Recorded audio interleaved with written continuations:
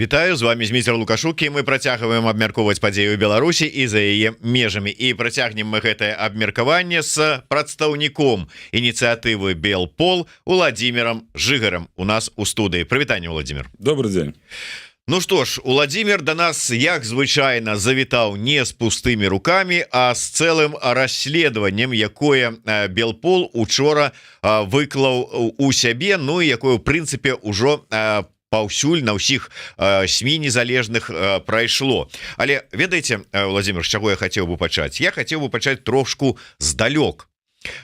Пра расследаванне, пра вашу дзейнасць, але не канкрэтна пра гэтую сітуацыю.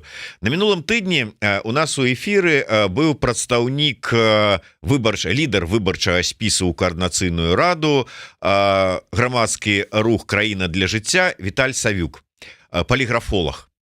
І сярод іншага ён сказаў, калі мы казалі пра нейкія там, можа быць, сілавы складнік дэмакратычнага руху Беларусі, ён сказаў, ну, в прынцыпе, зараз мы ў такой сітуацыі, асабліва на фоне, можа быць, таго, што лукашысты там паставілі за мэту неяк уплываць, уздзейнічаць на людзей за мяжой, што нам трэба мець свае нейкія там сілавыя структуры. І нібыта у нас ёсць ужо цэлых две ініцыятывы былых сілавікоў, але менавіта такімі вот, ну, класічнымі функцыямі сілавых, умоўна кажучы, сілавых структур той же самы Белпол не займаецца фактычна. Ну, можа і займаецца, можа мы і не ведаем усяго, але тым не менш тое, што на паверхні, тое, што па вот маім перакананні найбольш вашага часу, сіл, нерваў, усяго вытрачаеце, гэта расследаванні. То есть вы ўжо, в прынцыпе, не ініцыятыва сілавікоў, вы ўжо нейкі расследовательский центр?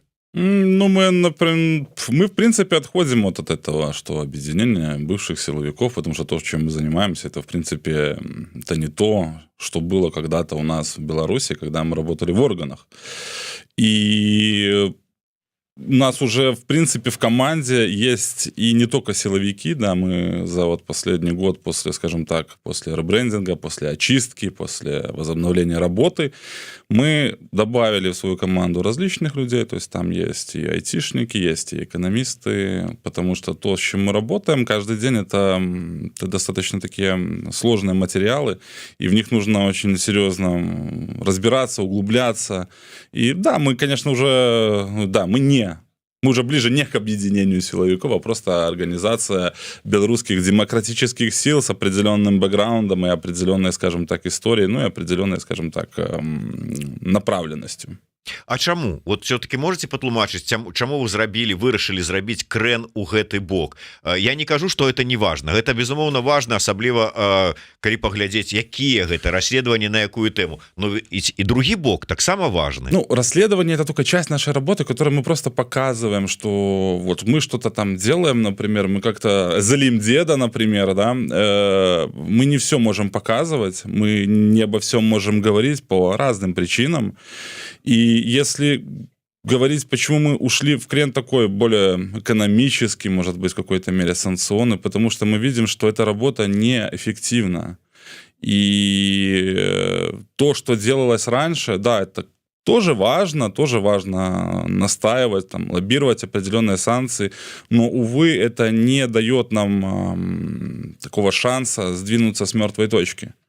Потому что те санкции, например, которые есть, увы, только, наверное, за последний год они стали такие более-менее понятные, более-менее ощутимые для режима. Но когда мы говорим о персональных санкциях, ну, это же абсурд в настоящее время, потому что вводить санкции против участкового, там, как я уже говорил, там, Рогачева там, или инспектора ДПС Мозыря, санкции Канады, да он понятия не имеет, где эта Канада находится. Он никогда в ней не будет и в принципе. А мы вводим санкции и говорим, что вот, ну, введены санкции. Да, проделана работа, но как это влияет на смену режима в Беларуси? Никак. Режиму плевать на этих милиционеров, судей, прокуроров. Для него вот они делают определенную работу. Все, если какие-то у них проблемы, это списанный материал.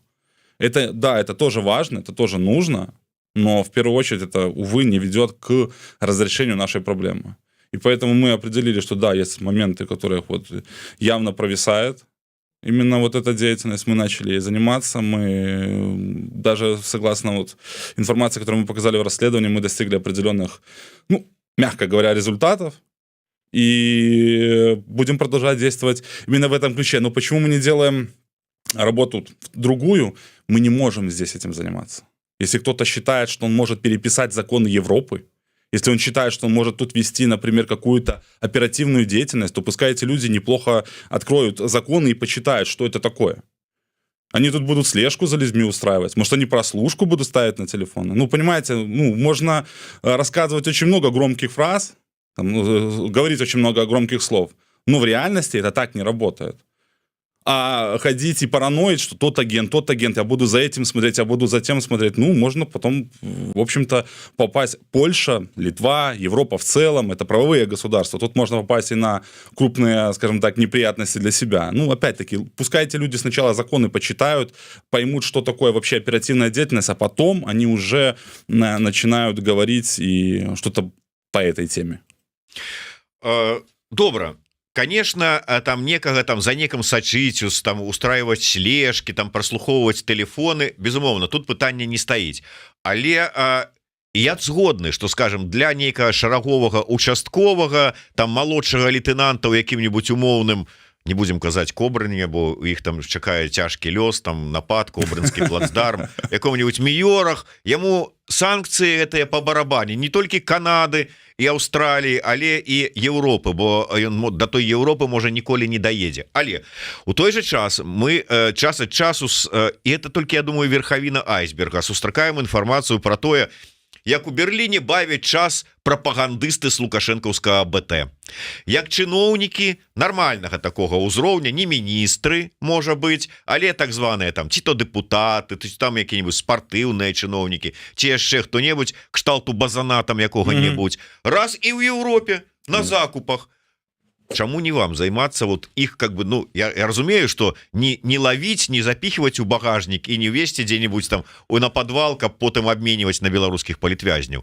Але нейкім чынам так ставить заслону на их дороге. Вот в том-то и вопрос, что да, можно ставить им какой-то барьер, не давать им возможности приезжать в Европу, но для этого необходимо иметь доказательства того, что они там участники там чего-то там, например, там соучастники войны против Украины там или репрессий.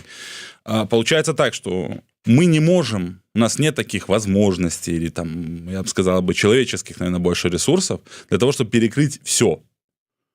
Потому что мы должны и смотреть там, условно, за компаниями, мы должны смотреть за определенными людьми, которые представляют эти компании, плюс эти люди.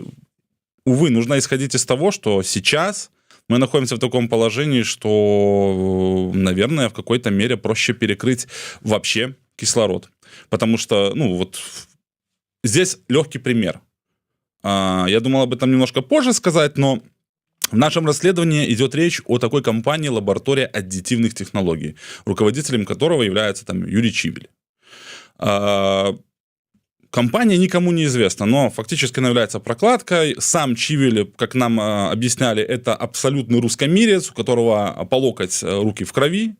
Там у него вот эти все нарративы, там Z, там, например, укробендеровцы, там, в общем, весь этот трэш. И вот этот Чивиль в марте 24 года хотел попасть в Литву. Мы об этом узнали немножко раньше, смогли сработать на опережение. Почему-то в Литву он не приехал. В мае, то есть в этом месяце, он попал в Польшу. Мы узнали об этом слишком поздно. И мы не смогли среагировать быстро. Он попал уже в Польшу, потому что он непосредственно ехал во Францию. Его жена живет в Сент-Этьене. Его сын живет в Вильнюсе. Да, сейчас, конечно же, на основании того, что вышел материал, плюс еще определенная работа ведется, мы сделаем так, что поездки Чивиля в Европу и вопросы там его семьи, мы попробуем этот вопрос решить. Но тут же смотрите, что у нас пропагандируется некоторыми там представителями, там, депутатами будущими, там, Координационного совета. О том, что мы должны открывать всем дорогу. Да пускай все приезжают, миллионы виз, там вообще давайте сделаем без виз. Так вот, огромное количество таких Чивилей и приедет сюда. Они будут приезжать сюда. Они будут заключать контракты на поставку какого-то оборудования, которое будет приходить в Беларусь, из которого будет производиться оружие, которое потом будет убивать украинцев. Будут приезжать такие пропагандисты. Нужно исходить из того, что сейчас мы имеем, что мы не можем всех отфильтровать, мы не можем все проконтролировать. И если надо, чтобы из, там, условно, 100 белорусов, где есть один такой Чивиль, не заехало 99 таких, которые хотят там пофотографироваться возле там Рейхстага или там напротив Пизанской башни, нужно, чтобы они не заехали. Такие вот померковные белорусы, которые хотят там закупиться в Ашане, то да, мы должны взрослеть, мы не можем иначе. У нас нет таких вариантов, чтобы... У нас нет такого взаимодействия, чтобы фильтровать таких белорусов, чтобы такие Чивили не заезжали. Они заезжают, потому что у них есть деньги, у них есть возможности. Они сюда заезжают. И потом опять мы слышим от других людей, например, тоже такие, я специально не буду называть ни фамилии, ни блоки, которые об этом говорят, потому Чему? что Мы же за правду. ваши зрители должны это послушать, а потом это все почитать и сравнить. Белорусы должны тоже это думать и понимать. Они не должны только слышать вот эту информацию, вот эти, во многом это такая информация, которая вот очень красиво звучит. Так вот, тоже говорят о том, что да надо делать... Я вот буквально, когда ехал к вам на эфир, читал, там был такой баннер, нужно делать бизнес, сделать так, чтобы бизнес белорусский общался с Европой, нужно наводить какие-то мосты, нужно, чтобы он не смотрел на территорию России. Так вот, у нас такая ситуация получается, что вот список, да, из огромного количества, тут более 30 компаний, которые участвуют в производстве только одного типа прицелов к русской технике. И это у нас была ситуация в конце лета, если не ошибаюсь, в начале осени 23 года, когда поднимали вопросы насчет верификации белорусского бизнеса, говорили, да вы что, да нельзя, да как это так, что это такая за дискриминация, как это мы будем кого-то проверять. Так вот у меня вопрос, те депутаты, которые идут вот в Координационный совет, они вот могут, вот это они могут верифицировать? Как они это могут верифицировать? Они вот такому бизнесу, такому как Чивиль, например, как они могут верифицировать гидроманию, которая абсолютно не имеет никакого отношения к производству вооружения, ну, на бумаге, по белорусским меркам, она не имеет. Но на самом деле она имеет, и это нами доказано. И вот предлагала, что вот, давайте, мы не будем никого верифицировать, пускай мы будем мосты наводить. Ну, как это может быть? Вот как в нынешних условиях это может быть? Слухайте, наконт таго праверыць не праверыць, тут я з вами згодны, але вот наконт таго, што калі вот каб не патрапіў один, хай 99 астатніх не патрапіць, во что, Канырович покусал? Слава богу, нет. Но я исхожу из того, и мы исходим из того, ну, у нас такие обстоятельства, нужно оценивать реально свои силы. Ну, сейчас, что нам важнее, да, чтобы заехала часть белорусов и там закупилась в Ашане, или не заехал, опять-таки, Чивиль, не заключил какой-то контракт на покупку какого-то оборудования, которое заедет, и потом из него будет сделана ракета, например, которая убьет 100 украинцев, 1000 украинцев. Ну, надо взрослеть.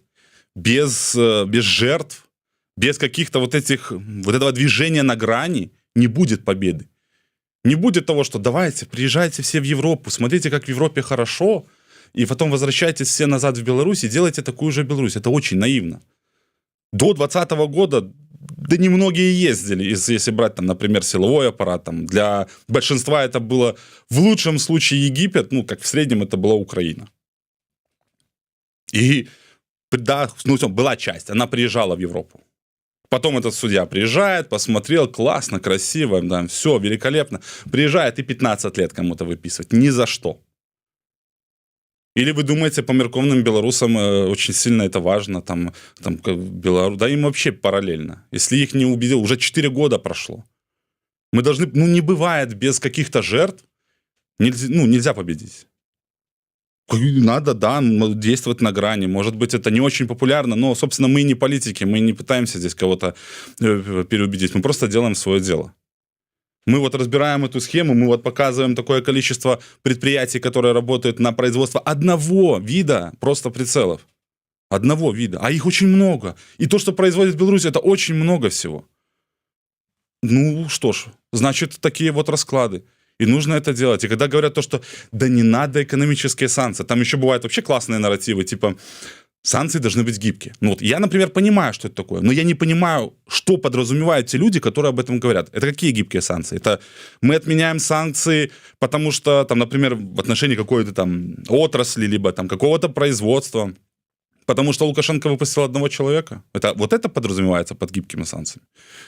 Или это такие гибкие санкции, когда мы находим очередную, там, новую, там, 35-ю, 38-ю компанию, которая производит что-то, и быстренько вводятся санкции. Вот это я, например, подразумеваю под гибкими санкциями. Когда мы слышим фразы от, опять-таки, депутатов, что, кандидатов в депутаты, о том, что да, мы не можем вводить нельзя экономические санкции. Там же работают белорусы. Ну, хорошо, давайте отменим санкции против пилинга. Ну, давайте. Здорово, вообще классно. Это вообще очень интересно получается. Тогда что? Как вот эти вот персональные санкции, как помощь белорусскому бизнесу, например, из такого, но этот список намного больше. Как это все ведет к смене режима? Ну, например, я вижу, что это никак не ведет. Вот те нарративы, которые вот говорятся некоторыми кандидатами, там, которые идут сейчас, потому что... Владимир, вам же скажуць тыя, каго вы зараз вот так говорить, указали на іх неправільныя, на ваш погляд, месседжи, что а як да змены режима вядуць ваши расследаванні? Правильно. Наши расследования, они, конечно же, очень сильно нервируют Лукашенко. Это на наше расследование Лукашенко без... Вы различиваете, что его от нервов хопить удар? Всякое бывает. Человек-то так не молодой же, в общем. Но это он сидит оправдываться с трибуны ВНС о том, что никаким каричем он не помогает, да, там, и то, что ему резиденты строят. Это мы показываем, что он украл у Беларуси, у Республики Беларусь, у государственного бюджета более $1 миллиарда. Но это расследование, вот, например, последнее, которое мы показали, это просто нам захотелось визуализировать, сделать очень красиво, классно информацию, с которой мы работаем. Если тот, кто будет говорить, что как наше расследование ведут к какому-то успеху, пускай он несколько раз, очень на замедленном, да, воспроизведении этого видео, послушает, о чем там речь, и поймет, что такое происходило условно 5 декабря 2023 года, что происходило 15 апреля. Для того, чтобы вводить правильные, нужные, болезненные санкции, нужно понимать всю схему целиком. Одну из таких схем только в отношении одного прицела мы показали. Для чего нужно знать все схемы? Для чего нужно знать всю эту схему? Для того, чтобы понимать, что бить по хвостам, просто брать список из тысяч белорусских предприятий и просто вводить санкции в отношении того, на кого есть больше информации из открытых источников, это не результат. Это ни к чему не приведет. Нужно бить туда, где цепь, где очень много цепочек пересекаются. Удар в те места разрушает эти цепочки. Прогорают огромное количество денег. Им приходится новые цепочки выстраивать.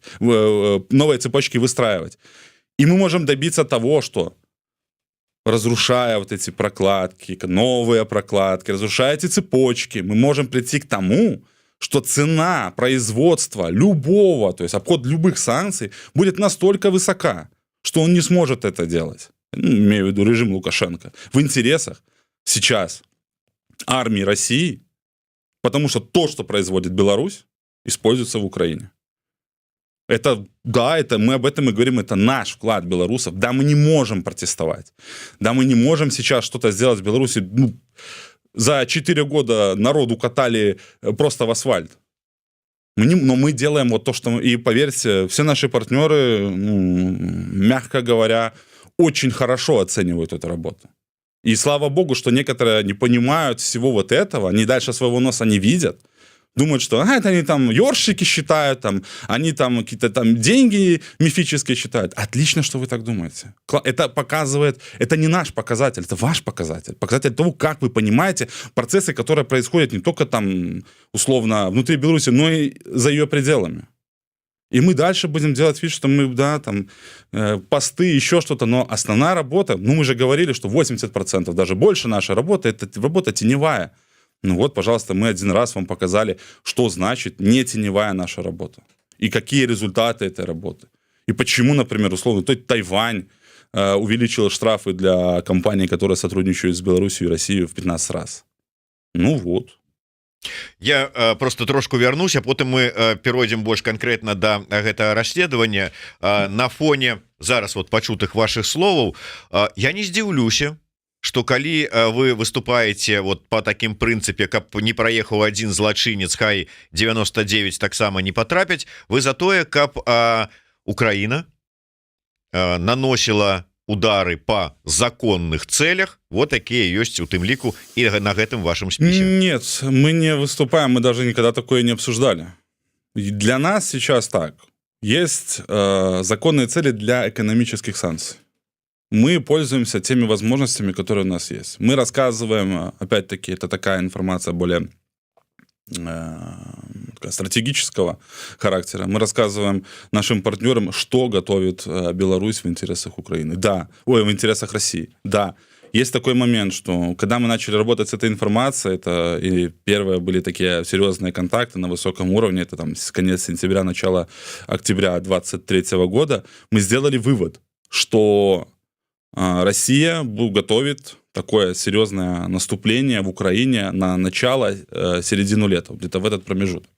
И все, что мы делали все это время, пытались максимально сорвать поставки чего-то, там, условно, этих там прицелов, много чего еще в Россию, чтобы, ну, хоть как-то это, ну, хоть как-то помешать, хоть уменьшить последствия.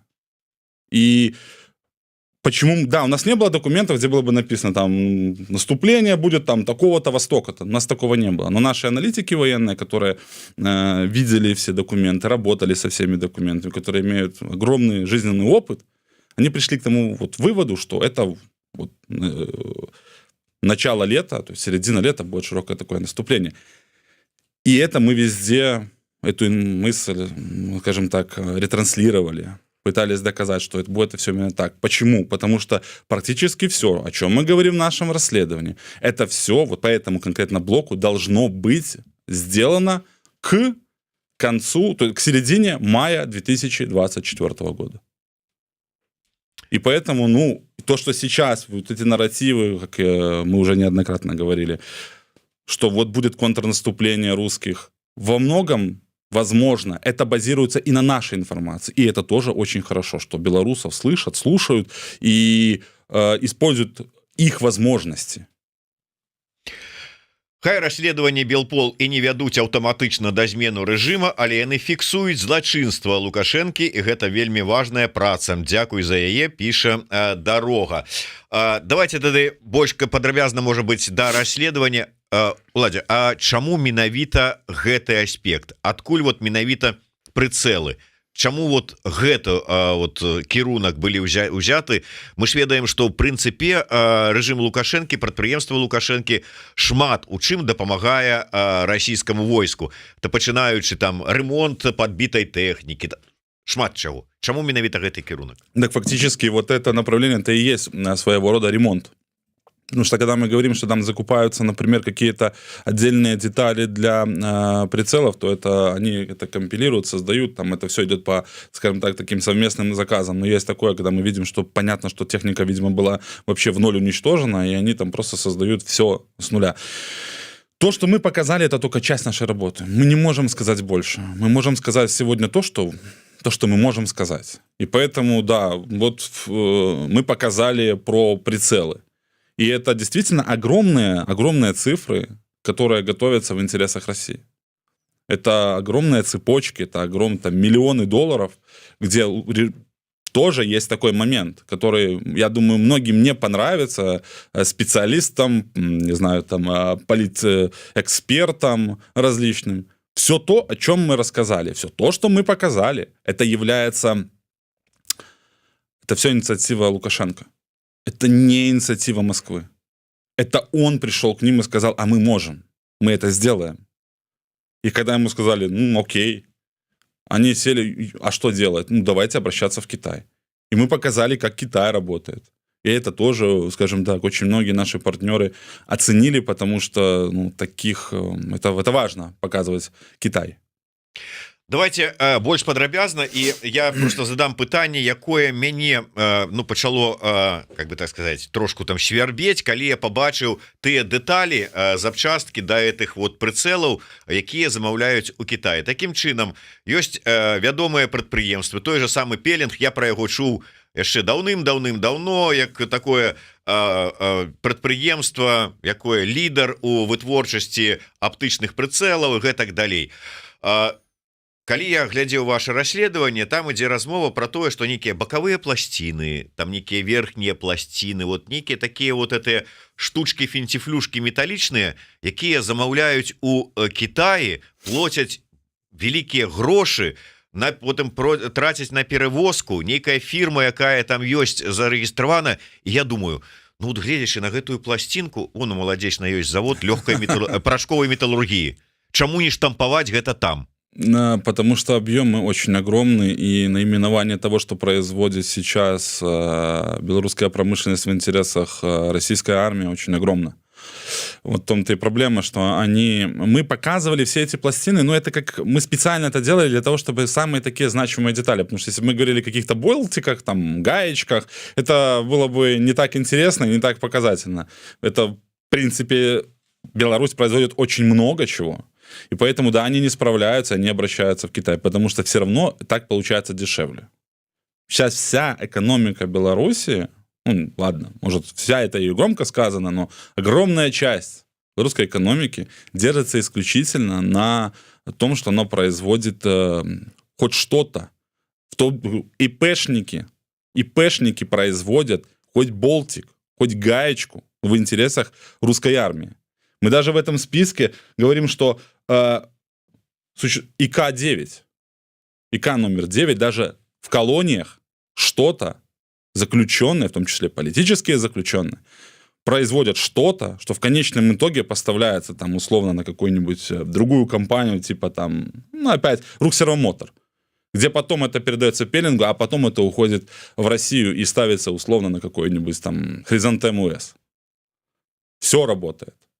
И как в этих условиях, например, опять возвращается? Ну как можно теперь строить какие-то мосты между Европой и Беларусью, чтобы они не смотрели в сторону России? Ну, я не понимаю, это люди себе отчет не отдают, что вообще происходит. Они не понимают, что происходит в Беларуси и что происходит за ее пределами.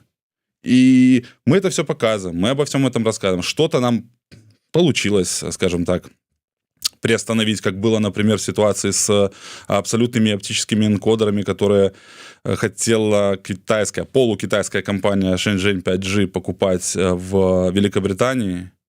Мы смогли, например, не дать возможности состояться этим сделкам.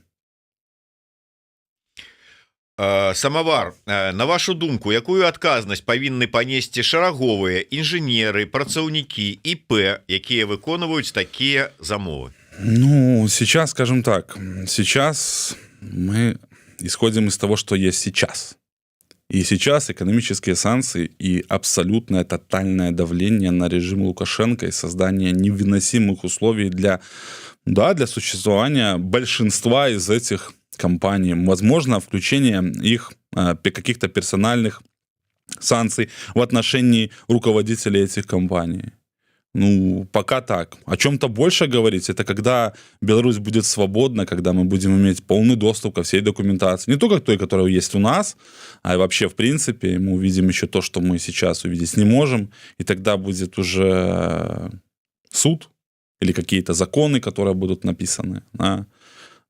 И поэтому тогда и будет решаться судьба конкретно этих людей. Я понимаю, что на многих этих предприятиях люди абсолютно адекватные, они не могут сейчас делать какие-то забастовки, потому что это прямо поставить себе, не знаю, там, метку на лбу. Да, многие работают с нами, многие передают какую-то достаточно чувствительную информацию. Но сейчас, увы, у нас нет других инструментов. Нам необходимо не то что отменять, приостанавливать санкции, нам нужно их вводить новые и больше, и более точечные, более сильные, для того, чтобы одновременно и помочь Украине, и одновременно не дать возможности зарабатывать Лукашенко. Зміцер, вось вы кажаце, што ўсе ведаюць, ну маецца на ўвазе, што ўсе ведаюць пра дапамогу лукашэнкаўскага рэжыма расійскаму войску і прадпрыемстваў. Гэта словы, а тут пруфы, як той казаў, факты на стол.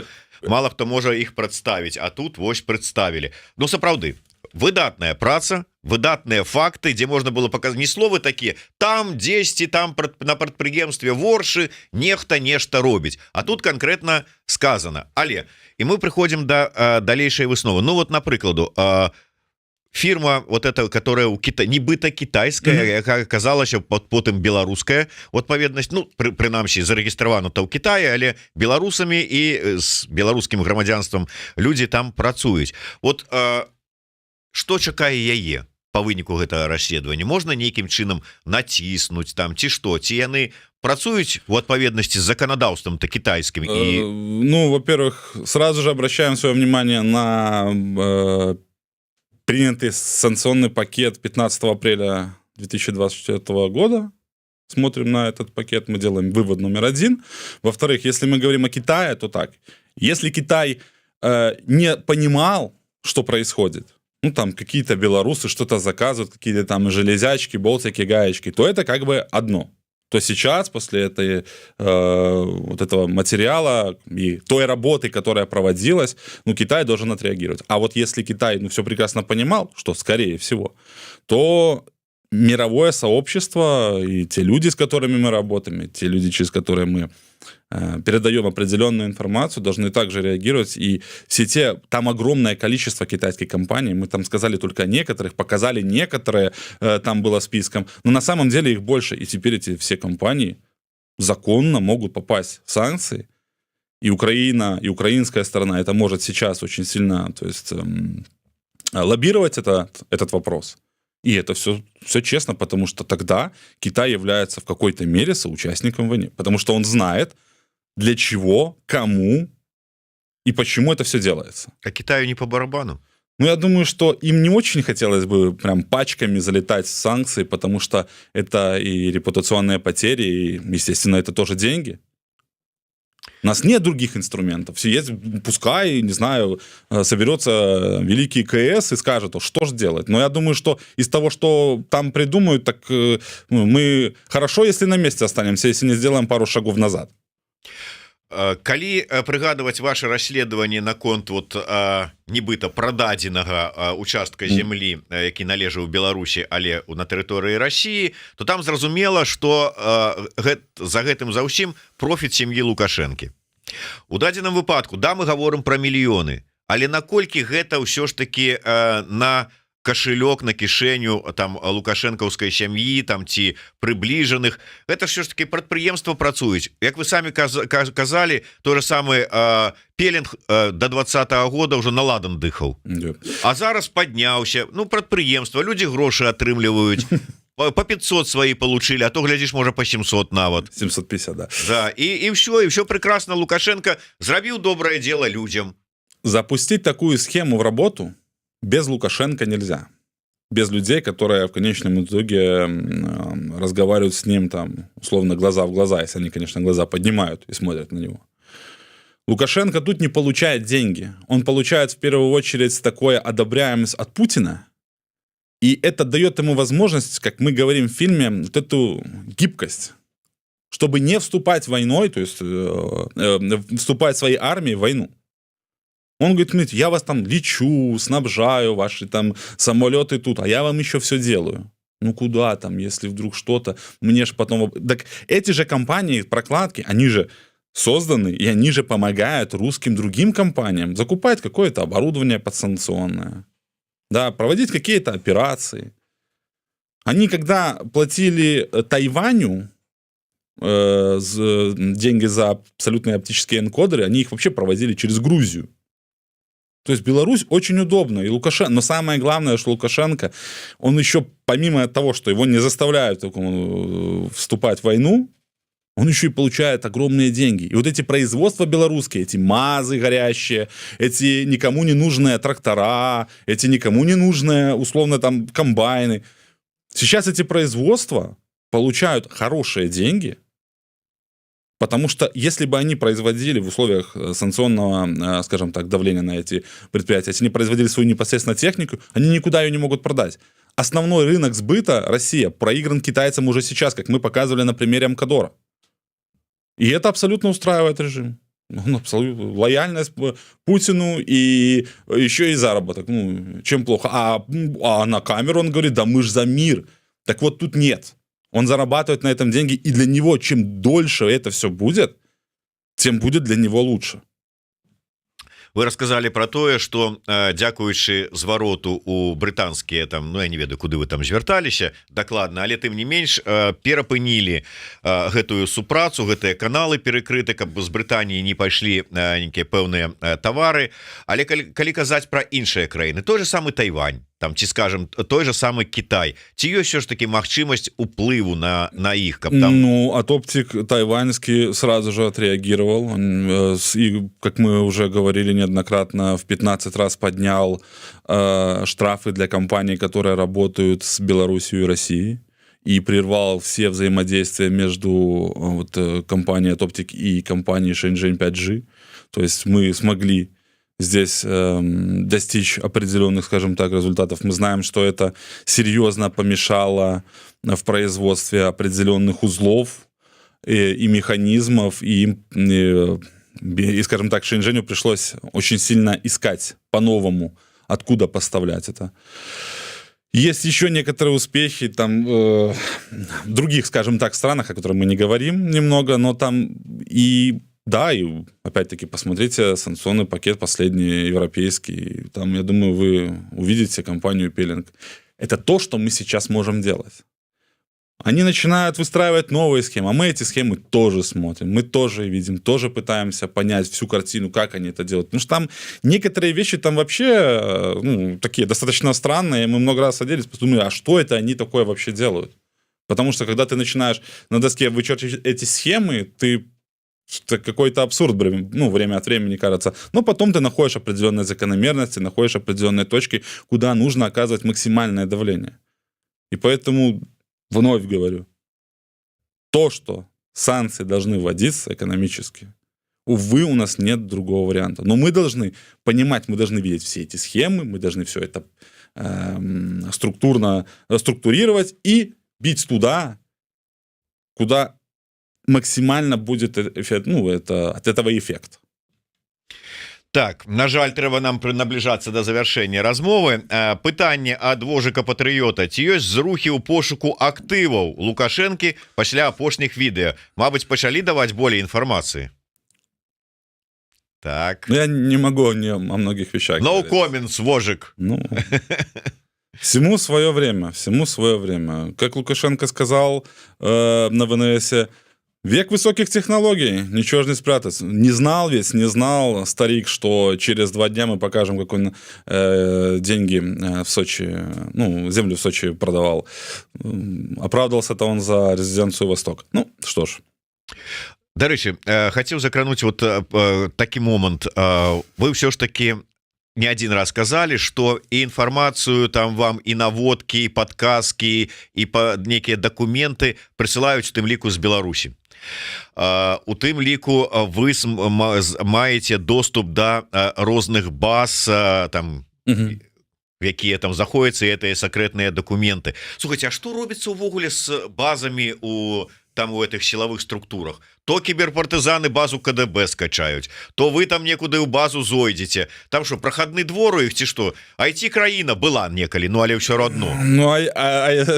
IT прошло мимо милиции, например, да, там бывала такая ситуация, что сидишь у себя в кабинете, ты в базу зайти не можешь, потому что где-то в каком-то месте проводик перегнулся, и все, и финиш, и ты шел в дежурку, и там пытался в эти базы залезть. На самом деле, то, что 4 года назад, если бы мне кто-то сказал, что милицейские все базы будут украдены, как украдены, забраны, там, взломаны, то я бы сказал, да, это, наверное, это просто нереально. И те люди, которые это сделали, это, конечно, это фантастическая работа. И это показывает, насколько режим очень шаблонен, он работает по вот этим методичкам, он работает по определенным там нормативно-правовым актам, и там никто не поощряет такое самостоятельность. Ты должен сделать все четко, что написано. Потому что если ты что-то сделаешь от себя, и что-то произойдет, ну, у тебя просто с тобой очень быстро решат вопрос. А так, если что, ну, смотрите, вот я выполнил 25 пунктов, все везде, все четко. И они такие, ну да, ну, во всяком случае, этот человек точно не виноват. Значит, методичка плохая. Ну ладно, там. Это так работает. IT обошло мимо стороной милицию. Это вообще, IT это не про милицию. Добра, що ж таки, якога ви выніка у, ну, там, скажем, у самым таким лепшым варианте чакаеце от гэтага опубличивания гэтага расследования? Они должны знать, что мы знаем. Все остальное мы делаем сами, мы не ждем их реакции в данном случае. Мы будем продолжать действовать для того, чтобы все компании, которые связаны с тем, что наживаются на убийстве украинцев, понесли ответственность за это и сейчас, и в будущем. Вы учора выклалі гэта відэо, яно разышлося, як я казаў, па ўсіх беларускіх СМІ, а з украінскіх и украинские. вас запрашалі там на эфиры, на размовы? Все это есть. То есть пошло? У нас определенная стратегия под каждое расследование есть, и мы не можем и не хотим делать сразу, чтобы все СМИ работали в этом направлении. Мы делаем такое поступательный вверх, поэтому все в этом плане нормально. Не только украинские, но и литовские, и европейские, и американские. Проанонсуеце, чаго чакаць? Нет. Потому что сейчас даже сам не знаю. Сюрприз будзе. Даже для меня. Але тым не менш, я раю ўсім подписываться на YouTube канал Белпола, каб сачыць за ўсімі свежымі расследаваннямі. Ну і не забывайте подписываться на YouTube канал Еврорадио, калі для вас гэта бяспечна. Расширвайте, ставьте свои падабайкі, націскайте на звоночек, пишите комментары. Жыве Беларусь і слава Украине. Жыве вечна.